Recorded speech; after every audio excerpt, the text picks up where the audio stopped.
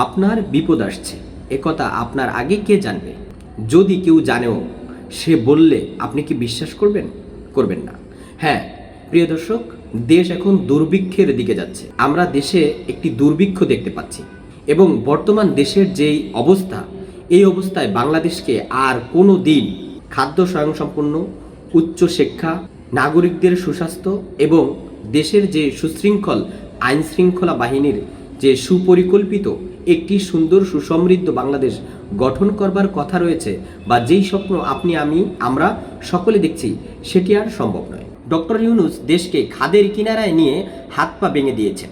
বাংলাদেশ এখন পুনরায় মাথা তুলে দাঁড়াবেন এমন খুঁটি নেই তার হাতে।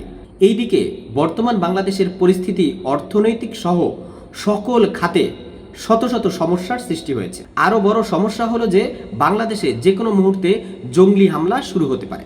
বর্তমান বিএনপি সরকার বাংলাদেশে যে শত শত সমস্যা আছে তার একটিও সমাধান করতে পারেননি বিগত 2 মাসে। তবে তারা বলছেন বর্তমান 2 মাস সময় হয়েছে, 6 মাসের মধ্যে সকল সমস্যা সমাধান করতে পারবেন।